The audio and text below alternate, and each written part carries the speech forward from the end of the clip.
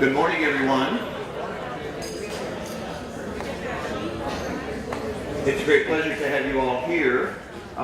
If you are going to stay for the human trafficking presentation, please take a moment to find your place. It is a great pleasure for me to introduce our two speakers today. One of them is Maria Trujillo. I don't know who's going first. Okay. Maria Trujillo is going to go first. She is the Executive Director of Houston Rescue and Restore. You may know this organization because Christ Church Cathedral has hosted them before, and she is going to speak with. They're both going to speak with us about the same topic. And Constance Rossiter is here also. She is the Executive Director of the Trafficked Persons Assistance Program of the YMCA International, which is what this small flyer or this small brochure is about. They are here to talk about modern-day slavery. People like me sometimes think that there is no slavery anymore because we outlawed it, but that's not true. Modern-day slavery does exist, and Houston is a hub of human trafficking today. They're going to help us understand a little bit more about that, and so without further ado, I present to you Maria.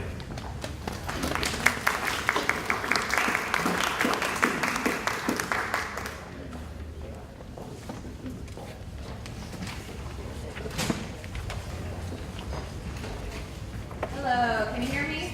I have a really loud voice, but too loud. Well, thank you all for being here today. I know this is a really tough topic to discuss on a Sunday morning or any morning at all. So I applaud you all for being here and wanting to learn about this issue of human trafficking. Just with a raise of hands, how many people have heard the word human trafficking? Good. I like seeing that. About 5 years ago, I'd get a few hands going up. Now I'm seeing a lot more hands shooting up and understanding and hearing and knowing about the words human trafficking. What comes to mind when you think of human trafficking? Just a few people. Sex. Sex, okay. What else? People being forced to do something they don't want to do. People being forced to do something they don't want to do. Great. What else? One more. Immigration. Immigration. Okay, great. So those are all the things. The best and easiest definition is that human trafficking is modern day slavery. And today we're going to talk a lot more about that. To start out, I'm the Executive Director of Houston Rescue and Restore Coalition.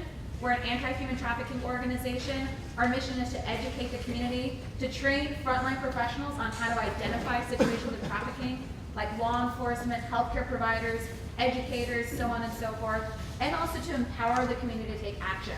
Because we truly believe that it takes everyone coming together to create collective impact around this issue and truly combat modern day slavery. We're a coalition of organizations. We started out in 2005 as a volunteer coalition of organizations coming together and banding together and saying, we need to understand this issue and make the community aware of that issue. In 2007, we became a 501c3 nonprofit and started to really build that infrastructure and foundation around bringing awareness to this issue. Some of the work that we do is we do outreach and awareness. We have subcontracted projects to do outreach to very specific vulnerable populations to human trafficking. We have our frontline professional training program that I mentioned already. We also have prevention programs for youth. One of the things that we realized a few years ago, there was a gap in the anti-trafficking movement. There wasn't a focus on prevention and trying to prevent people from falling victim in the first place.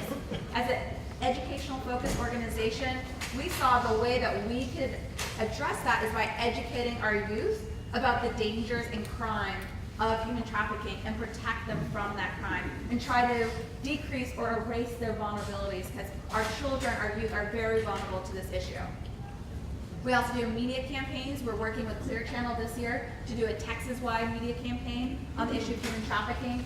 We have an art exhibit as well as our volunteer program, which many people from this congregation has volunteered with our organization. So let's start from the beginning. What is human trafficking? As I said, the easiest definition is that it's modern day slavery. It's the buying and selling of human life for the purpose and profit of another person.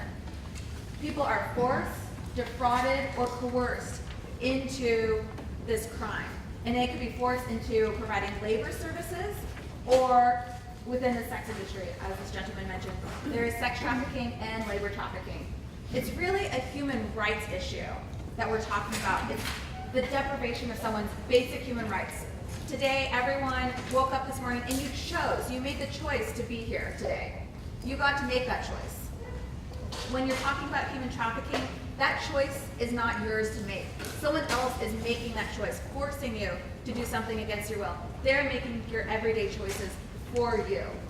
The other thing that's important to remember about human trafficking, it gets confused with transportation and the need for movement. For example, there was a big case this past week about 100 victims being found in a stash house in Pearland. Right now, that's a human smuggling case. It was people, willingly wanting to come into this country from places like Honduras and Mexico and El Salvador and whatnot, and breaking, international crime to come into the United States and be here in Houston. We don't know that's trafficking because we don't know if their choices have been taken away from each other. Right now, it was a transportation issue. They were brought into this country illegally and they're undocumented. We might discover later, or law enforcement might discover through their investigation that crimes have been committed against them, and maybe one of those crimes is trafficking, but we don't know that yet. So with trafficking, I want to say that it doesn't necessarily imply movement. You don't need to move a person from place to place to be a victim of trafficking. People can be victims of trafficking within their own homes and by their own family members. A trafficker could be your mother, your grandparent, your uncle. You could be a trafficking victim within your own home or your own community. You don't have to move from place to place. However, oftentimes victims are transported from place to place as a means of control over that person. So, where does all this kind of legislation and law come from?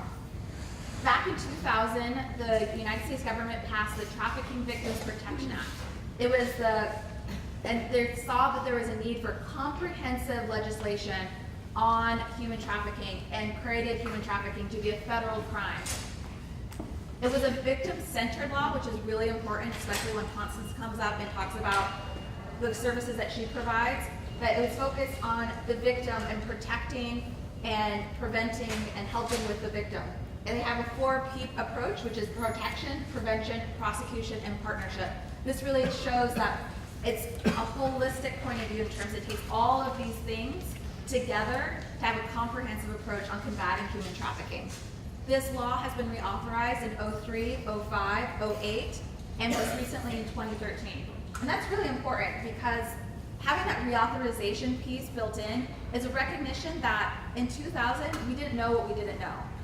And that there is a need for learning from the field and an opportunity to have that learning be placed into law and say, hey, in 2000 we didn't know about domestic minor sex trafficking. We need to now define that more in the law and provide services for our U.S. citizens who are victims of trafficking.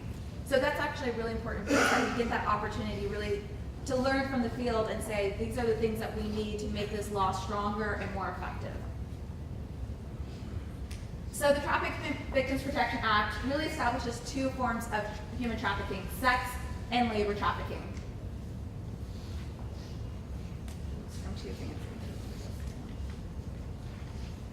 On the sex trafficking side, this is the definition as defined by our statutes. The recruitment, harboring, transportation, provision, or obtaining of a person for the purpose of a commercial sex act, in which a commercial sex act is induced by force, fraud, or coercion, or in which that person is forced to perform such an act is under the age of 18. It's a really important piece of this legislation, this under 18. That basically means that a minor, someone who's under the age of 18, if they're involved in the commercial sex industry of any kind of sexual act, they should be seen as a victim of a crime, which is sex trafficking. And that's it. You don't have to prove force, fraud, and coercion. It's a recognition that a minor doesn't have the capacity to make those decisions, that you don't have to prove that because they're a minor involved in the commercial sex industry, they should be seen as a victim and that there is a crime being committed. Another good thing to point out is the definition of a commercial sex act, which is anything of value that is given to or received by any person. So it doesn't mean that a monetary exchange needs to take place. It could be you're exchanging sexual services for a place to stay that night, for food, for clothing, for getting your nails done, whatever it is. That also is could be defined as a commercial sex act. These are the types of places that we see sex trafficking happening across our country and here in Houston. The spas, massage parlors that are open 24 hours a day, 7 days a week, could very much certainly has lots of prostitution that takes place, potentially have sex trafficking.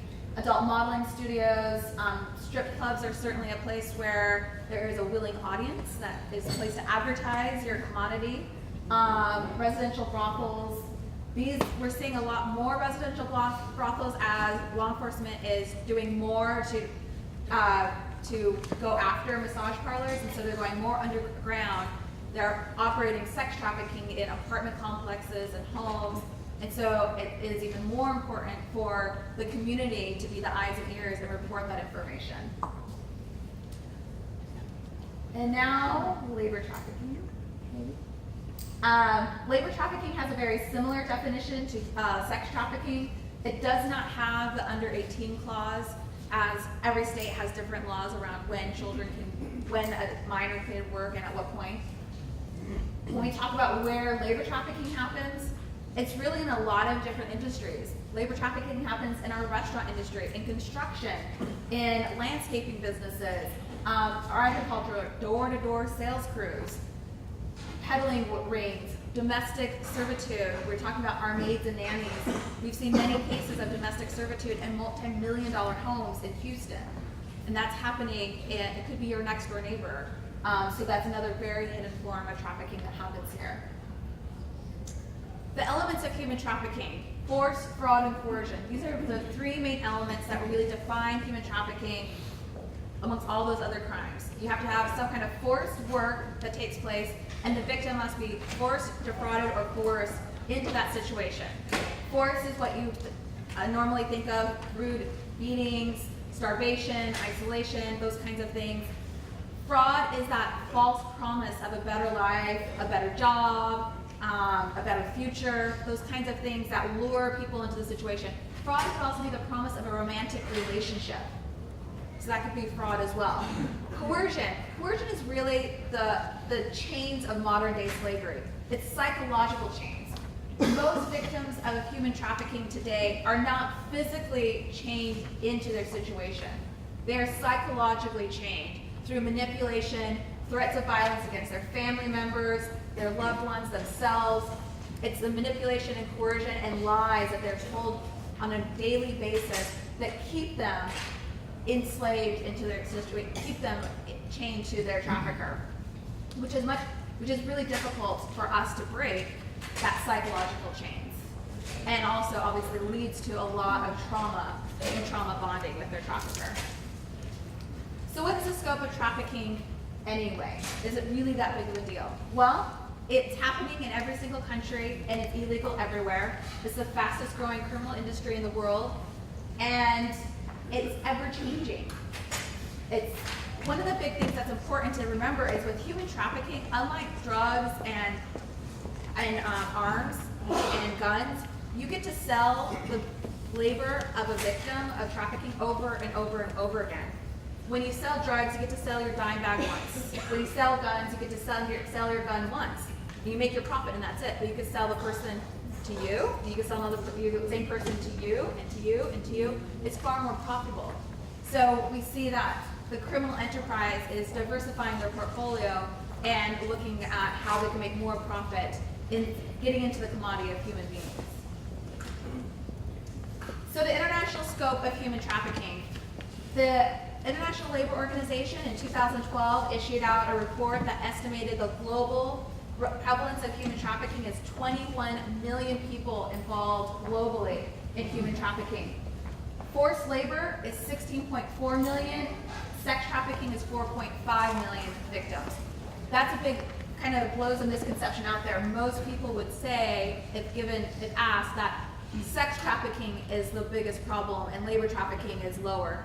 With this research actually is reversed. Labor trafficking globally is a much bigger problem than sex trafficking. Not to say one's worse than the other, they're both equally bad, but I think that's a good thing to point out.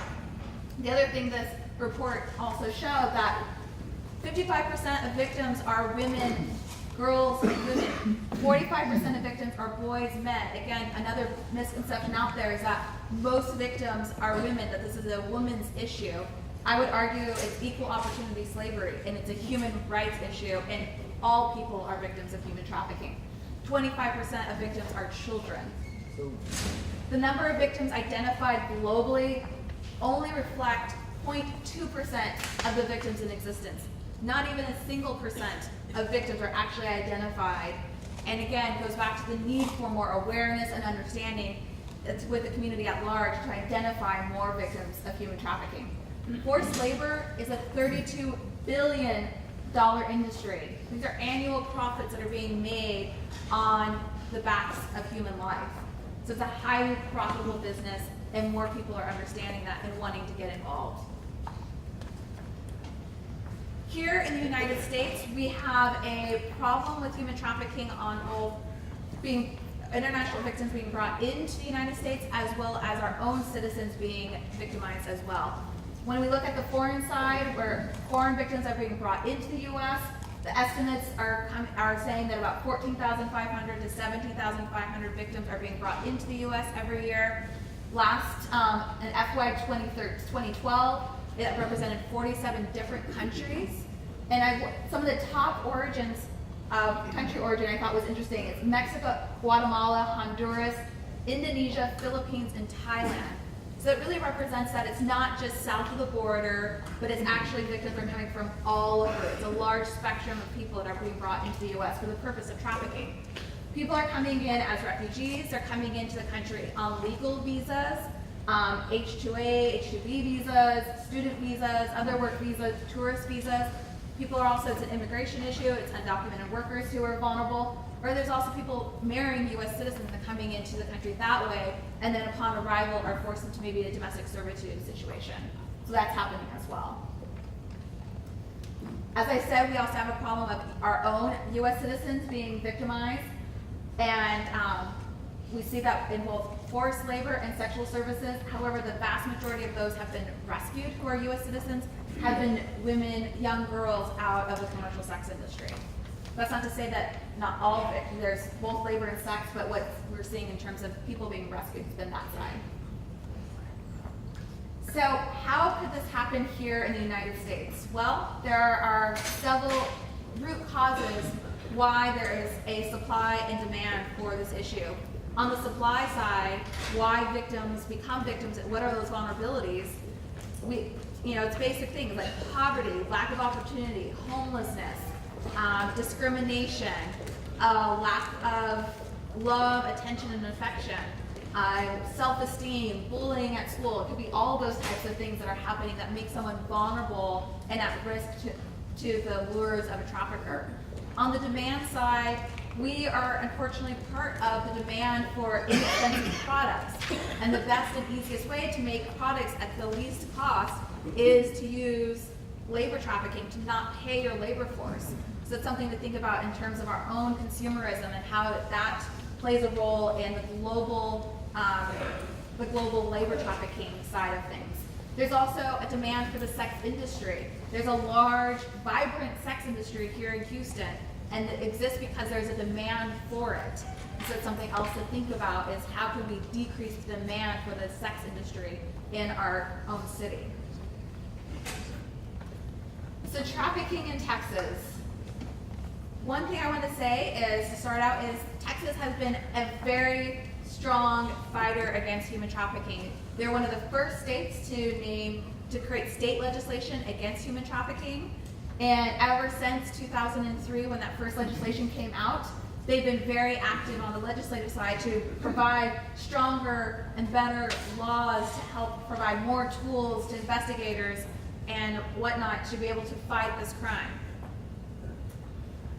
And as in the introduction, Houston is a hub for human trafficking. And why is that? Well, we're a really large city. We're one of the largest cities in the country. We are one of the largest cities closest to the border. We are a distribution point for all major commodities on a regular basis. That, you know, human beings is just another commodity that's being distributed through our city and in our city and away from our city. We have a major seaport, an international airport. We have a very diverse city and a very diverse labor sector. All of these things kind of create this perfect storm to make Houston a hub for this issue. So what does it mean? Now that we know it's a hub, there certainly is a response that's being made, and a strong response. And I want to make sure that you walk away knowing that things are happening and people are actively combating this issue here in Houston. I call it a three-pronged approach to the issue of human trafficking. At the very top here, we have the need for outreach and awareness and education and training of the community. That's led by my agency, and other agencies are doing that as well. On the investigative side, you need investigation, rescue, and prosecution. There's an active law enforcement task force that has been operating since 2004 that bring federal agencies, Harris County agencies, statewide agencies, local Houston Police Department, and so forth, all these different law enforcement agencies together to tackle the issue collaboratively and using all the tools that all of them provide to combat and prosecute those cases. On the victim service side, you have victim services, and the need for protection provides services to those who are taken out of their situation. The YMCA International is the main service provider for all victims of human trafficking and have been providing services to victims of human trafficking for over a decade. So they're very well versed, and they lead the charge and bring different service providers together to be able to meet the myriad of needs that victims have or when they come out of this issue. So together, we all work together. No single circle can work alone. We all work together and are working collaboratively to create that collective impact on this issue. The mayor also has a human trafficking task force, which I've been asked to chair. I bring those three circles together and talk about, how the city can be more involved in being part of the solution and combating this crime. These are just some things that have happened. They launched a big awareness campaign called Shine a Light on Human Trafficking. They helped establish, the mayor's office helped establish a human trafficking unit within the Houston Police Department. So there's a stronger response within the Houston Police Department on this issue, and we're starting to see the fruit of that coming into effect. So that's a good thing. So what are the results of all this collaborative work? Well, the YMCA International has served over 300 survivors of human trafficking. There's foreign adults that are in the yellow, if you can't see it. Domestic minors are in the pink, and domestic adults are in the green, and then a couple foreign minors as well. The FBI Innocence Lost Task Force, which is a task force focused solely on domestic minor sex trafficking, they've rescued over 200 girls out of domestic sex trafficking. Also, National Human Trafficking Hotline. People are understanding and knowing about this issue, and here in Houston, we've seen over 100% increase in calls over the last 5 years to the National Human Trafficking Hotline. A lot of people are calling in and reporting information, which is a good thing. Also shows that we might have a problem too, so you have to see it on both sides. But that's a great thing to see. This is just an example of cases here in Houston. This is a sex trafficking case that took place here in Houston, the Rojas case.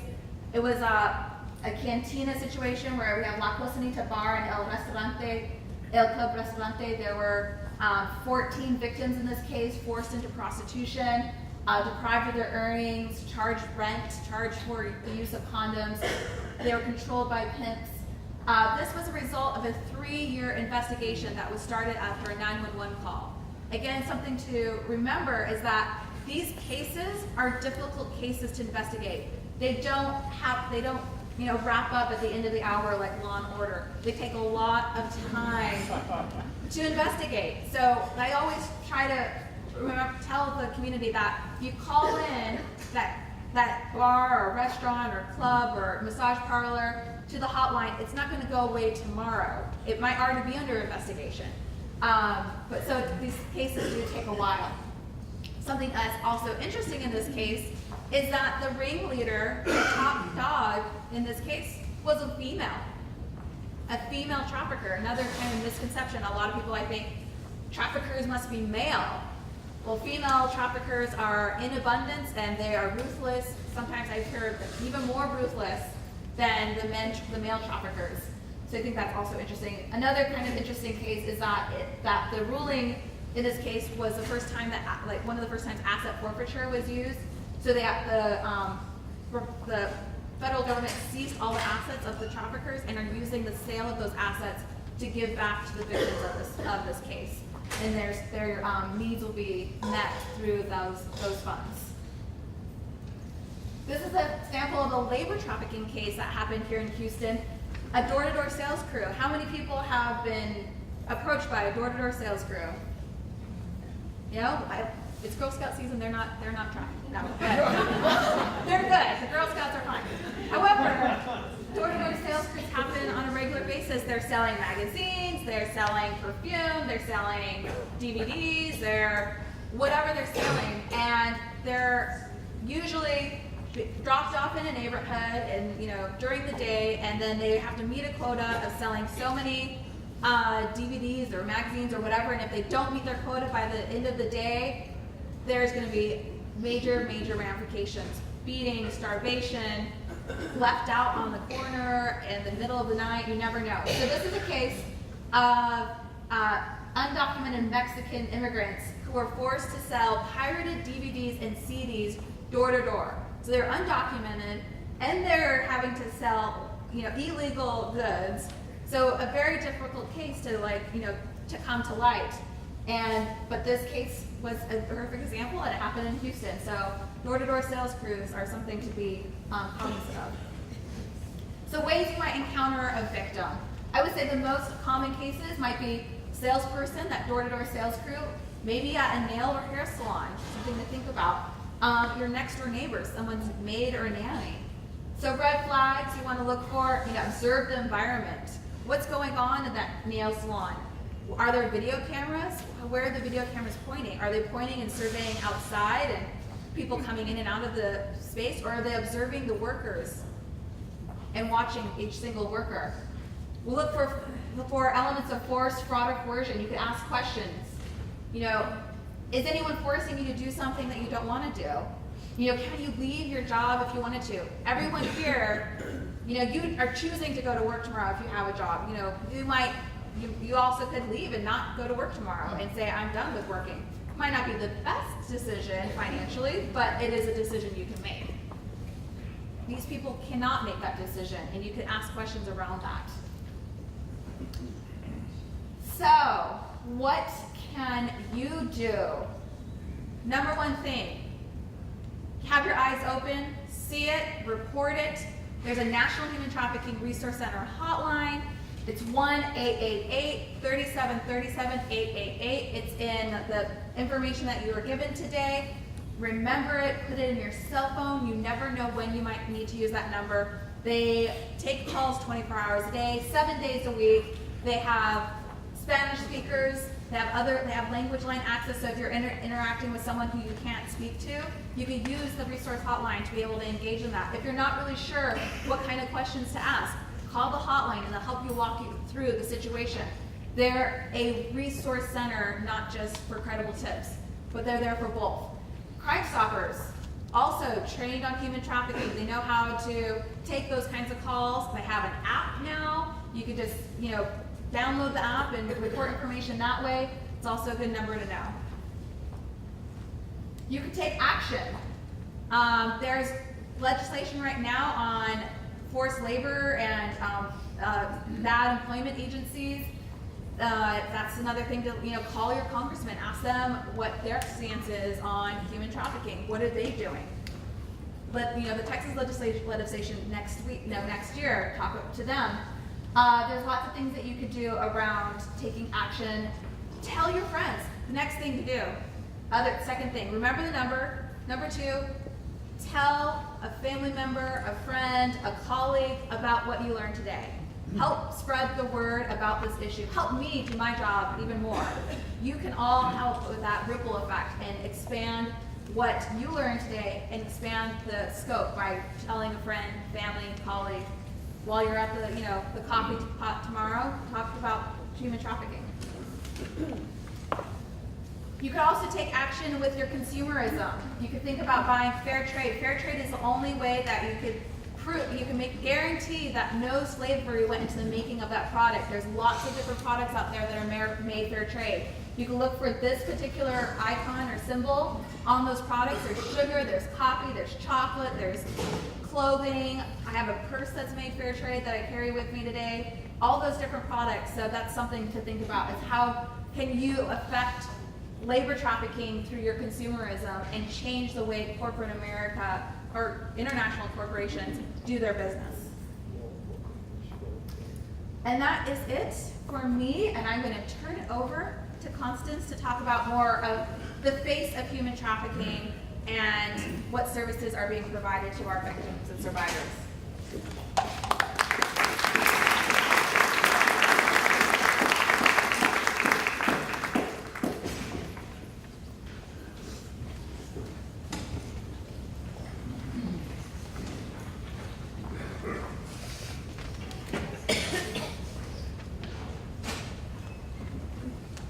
Can you hear me? Yes. Okay, so it's not going to be the quality or the sound of me. It's going to be my accent. Oh, there's people not hearing me. Let me get the time. How many minutes do I have left, Carol? Do you know? 20 minutes. So she's going to give me a little timer here. Go ahead, and I'll. Well, you will. Okay. Good morning, everybody. Unfortunately, I have heard many times that my voice is very soft, so I'm going to try and speak up, and maybe I'll have to hold this close to my mouth. Is this better?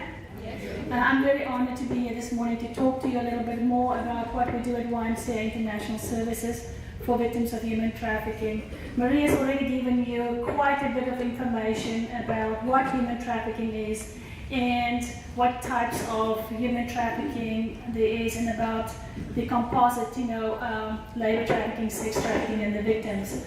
People always want to know, basically, this is making a lot of noise, what happens to the victims after they've escaped or they have been rescued, and what services are provided for them.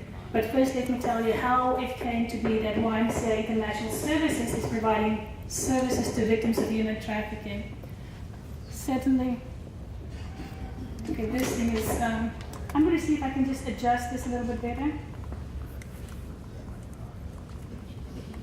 Okay, I don't think it's going to happen. YMCA International Services is not your usual YMCA facility. We do not have a swimming pool. And sometimes we really wish we did, and no gym. We don't do exercises except for run like crazy from one point in one office to the other one. And we sort of are extremely busy. It's a unique unit of the YMCA, and it was established in 1978 to actually respond to the influx of refugees that came in from Asia, Vietnam, Korea, and the government, the Department of State, was needing for people for host cities in important states to actually have to resettle these refugees.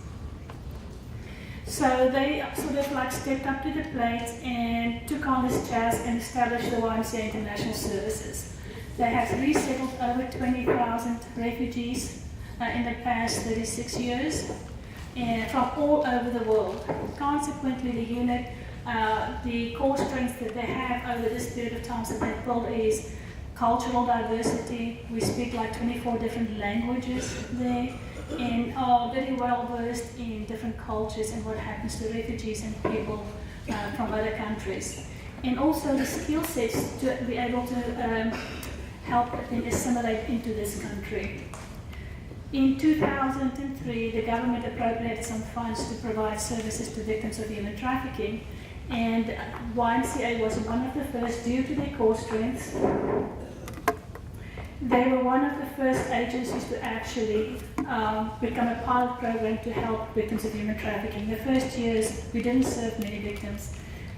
because people didn't know what human trafficking was. It was a whole new concept. Nobody recognized modern day slavery.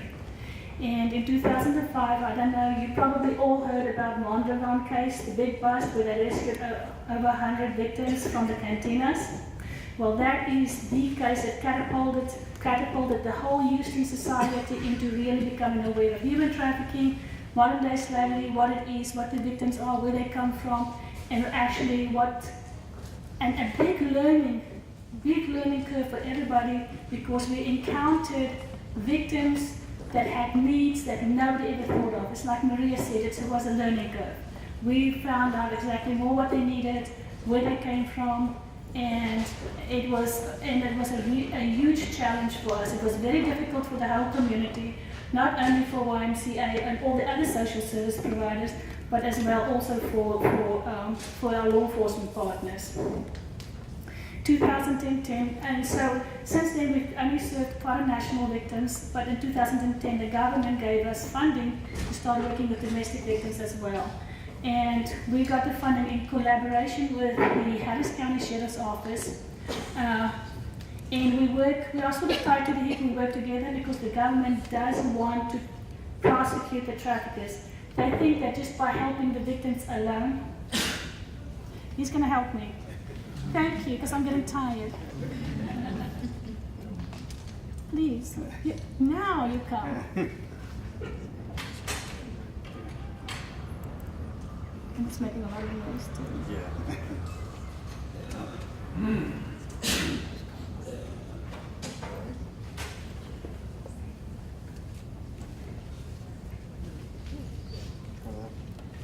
Can you hear me? Oh, great, no noise. So our job is basically to stabilize the victims and to help them get back on their feet and provide them with all of the resources that they need to help them become independent and self-sufficient. The government does not want them to be dependent on the state or on the government. They want them to get jobs, become fully functioning human beings. And so we provide holistic, victim-centered, culturally appropriate, trauma-informed services to the victims of human trafficking once they come to us. Now, how do they come to us? Many, many different ways. Maria told you about the Costanita case, there was the Mondragon case. There are many big cases where there had been raids, and once they've been raised, law enforcement will interview them and screen them for human trafficking. And if they found them to be victims, bona fide victims of human trafficking, they will certify them, and all victims of crime in the United States have a right to services. If you're a foreign national, you have, for instance, you have a right to immigration services. You have the right to get a pro bono immigration attorney to help address your immigration needs for you. That is if you're undocumented. So that's one way that they come to us. But how does law enforcement know about us? The most cases come to light because the buyers of the ladies either fall in love with one of them or befriend them, and they hear their stories. And just because you're buying sex does not mean you don't have a conscience. They do, and they will report to law enforcement what they've seen and observed, and law enforcement will start observing them and investigating those places. This is how most of the cases inside the cantinas and the brothels come to light, is by the people, the men frequenting those places.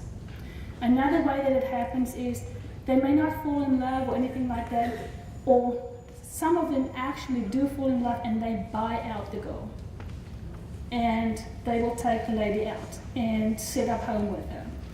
Sometimes they escape. We had a young lady who told us that she couldn't take it anymore. This is a Pasadena case. And so she escaped with the woman who was in charge of looking after them. But the woman that looked after them, she used to be also being trafficked. She was used to be trafficked, but she got older, and so she became like the person that had to take care of everybody else and watch them. And so the both of them decided to escape. So they ran, and the traffickers saw them running. And she says all she heard was a shot, and the woman behind her fell. And she just kept on running. And she said she slept for 2 nights under a bypass. until somebody saw her and another lady picked her up and took her to the police because of what had happened, and that's how she came to light. In the labor trafficking case, a domestic servitude case that we had, she was from Indonesia. Most of our labor trafficking victims, the domestic servitude cases come from Indonesia, and she was working for a very wealthy couple in one of the suburbs in Sugarland, and was held. She slept in a closet because she wasn't allowed to be seen. She had a bed made in one of the closets there. That was where she slept. She worked 24/7, was beaten, and had to work for the family of this family, and wasn't allowed to go outside. She was very, very abused and hardly had any food. She escaped one night through the doggy door. She was a tiny person, very, very slight build, probably 90 pounds.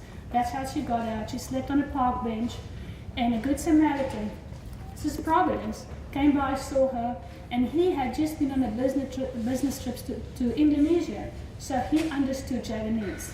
Not a whole lot, but he knew she was speaking Javanese. So he called the Indonesian consulate, and that's how she was rescued. For the domestic victims, how are they found? How are they? Oftentimes with the minors, there are street sweeps. Police will go in and they will pick up all the prostitutes on the streets, and there will be minors amongst them and adults. The minors will be taken to juvenile detention center or to the General Center for services, and the adults will go to the Harris County Jail. And if you're 17, you also go to Harris County Jail. So Good Samaritans, volunteers, chaplains working in those places will interview the girls, or will be working with the girls, and they'll hear these stories, and that they will know that actually these are victims of human trafficking, and then they will call in someone to come and help them and to interview them. So this is how they get out.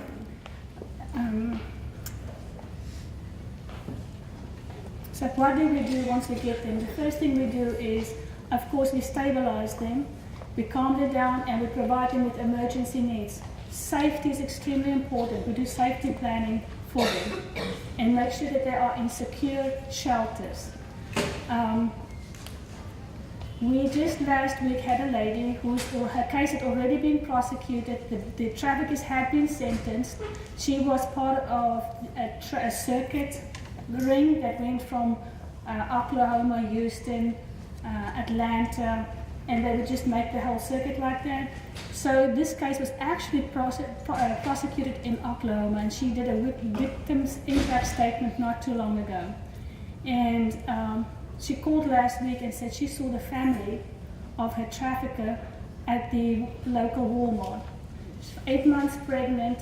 She is terrified. She was doing so well, but it dumped her right back into her emotional dysregulation.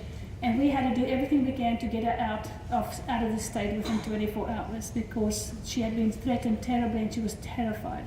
So this is something that sort of creates crisis oftentimes. For the victims that had been on the circuit a long, long time and have been to many places, and you're working with them, oftentimes they go to job fairs and they see somebody. So many consumers have actually frequented them from so many places that the likelihood of them running into somebody that knows them makes it very, very difficult for them to start a new identity or to start all over again and be whole, because there's always somebody recognizing them, and that just takes them back to what actually happened to them. For those victims, after we've stabilized them, put them in shelters or in housing, we do a comprehensive assessment. We do need to try and find all of those factors that make them vulnerable. Foreign national victims are not unlike domestic victims. They are vulnerable in their home countries. They don't come here just for no reason at all. Oftentimes, most of them had been severely abused, sexually and physically, hadn't gone to school, abandoned, given away. And so when they're 15 or 16, the first man that tells them, you know, I love you, we're going to start a new life, we're going to go to the United States, you're going to work in a restaurant, they believe it. Nobody's ever been so good to them before. And so they come here just to find themselves in either an apartment with other girls, being prostituted out, being forced, being beaten, being raped, all bad things that happen to them. And you all know the story, I don't really have to spell it out. And so that's the same thing that happens to domestic victims. They end up running away from home. They are actually very, very vulnerable. Although when you work with them, they seem to be call them difficult, because over the years, having been so exploited, having been so hurt, they suffer from complex trauma, PTSD, but at the same time, they have developed tremendous coping skills and street survival skills, which makes them believe that they are extremely strong. If you think that they are innocent and that they are fragile, and you want to rescue them and you need to take care of them, you alienate them, because that's not who they think they are.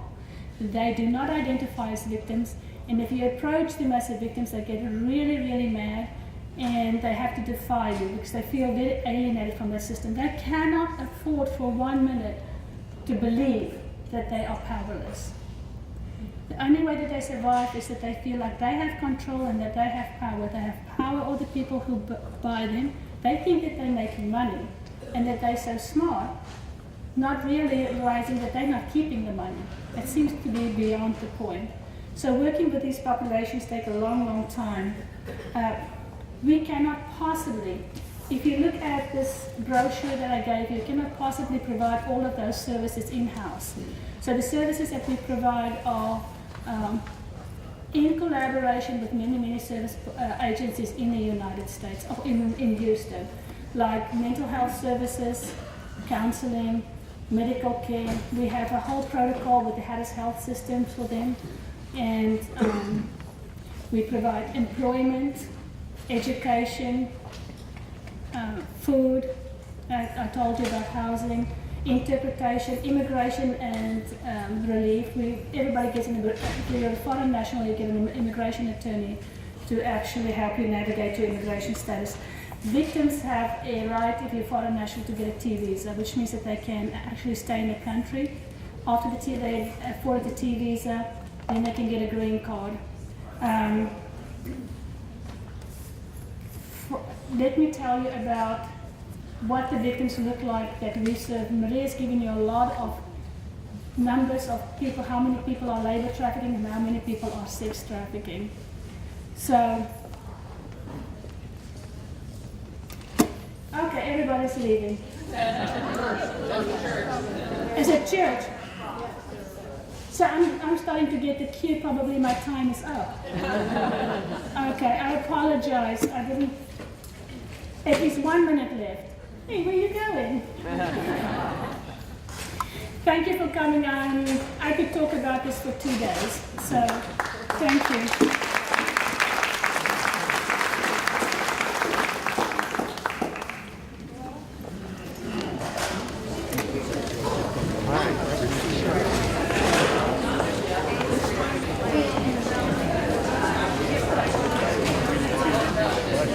Girl.